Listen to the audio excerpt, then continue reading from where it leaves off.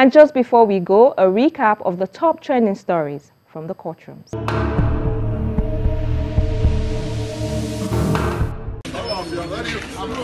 The Federal High Court sitting in Lagos has fixed December 18 for the arraignment of Mr. Paul Usoro, President of the Nigerian Bar Association, on an alleged 1.4 billion naira fraud. The planned arraignment on Monday, December 10, was stalled when the NBA president, through his counsel, Wale Olanipekun, told the presiding judge, Justice Muslim Hassan, that he had not been served with the charge sheet. Olanipekun then urged the court to direct the EFCC to effect the service in court, but the EFCC counsel, Mr. Rotimi Oyedepo, resisted the move. He told the court that the NBA president has been evading service of the charge. He also mentioned that he was not in a position to effect service in court, especially as the charge sheet was with the investigative police officer who was absent. Justice Muslim Hassan then adjourned till December 18 to allow for service of charge sheet and a possible arraignment.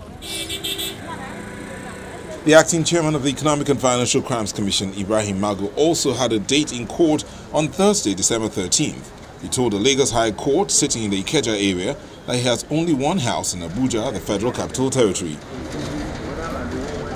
Magu, who was testifying in the suit he filed against the publishers of the Sun newspaper, told Justice Doris Okuwobi that the publication alleging that 2 houses were traced to his wife by the Department of State Services was false, as he has only one house in the Cairo area of Abuja. Magu had sued the publishers of the Sun newspaper for a series of publications which he described as libelous and which he claims had damaged his character. The acting chairman of the EFCC claimed 5 billion naira in damages and also demanded that the Sun newspapers should publish an apology and retract the alleged libelous publications. Justice Okuwobi adjourned the matter till February 28, 2019 for further proceedings.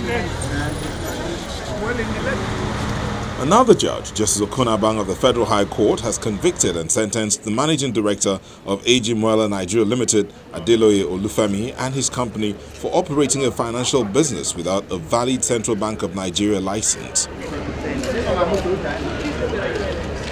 The defendants were arraigned before the court on a 5-count charge bordering on conspiracy, felony, fraud, and operating a financial business without a valid CBN license. In the charge against the duo, the prosecution accused the convicts of obtaining the sum of 80 million naira from the chairman of Cross Country Limited, Mr. Abube Okorodudu, in excess of the amount due to them. When they were arraigned, Adeloye and A.G. Muela pleaded not guilty to the charges.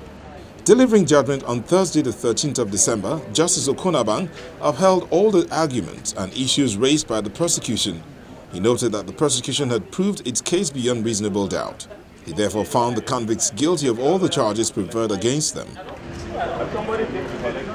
The court then slammed a 16-year jail term on the MD of AG Muela Nigeria Limited, while the company was ordered to pay a fine of 1 million naira to the federal government.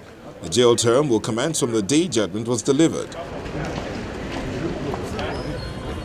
In Abuja, the Federal Capital Territory, the Economic and Financial Crimes Commission has urged the Supreme Court to affirm an order of interim forfeiture made by the Lagos Division of the Federal High Court in respect of the sum of $8.4 million linked to the wife of the former President, Goodluck Jonathan, Mrs. Patience Jonathan.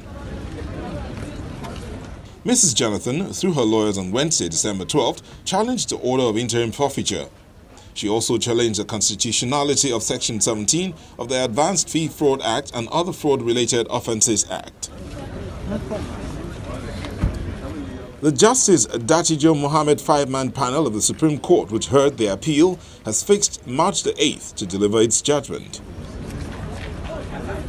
And we round off with the report that the High Court of the Federal Capital Territory in Abuja on Thursday affirmed its earlier decision nullifying the expulsion of Senator Buruji Kashamu and others by their party, the People's Democratic Party.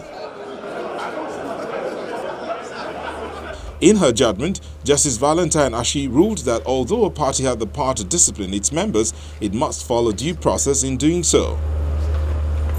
The judge had earlier, in a ruling delivered on October the 10th, 2018, nullified the expulsion of the senator representing Ogun East Senatorial District and others, including the chairman of Kashamu's faction of the party in Ogun State, Adebayo Dayo. The judge had, in the said ruling, held that the expulsion was unlawful and amounted to a nullity, as it was done in flagrant disobedience of a subsisting order of the court made on December 7, 2017.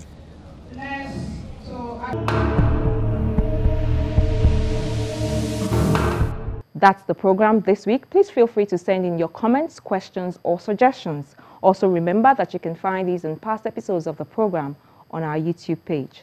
I'm Shola Shieli. Thank you for watching.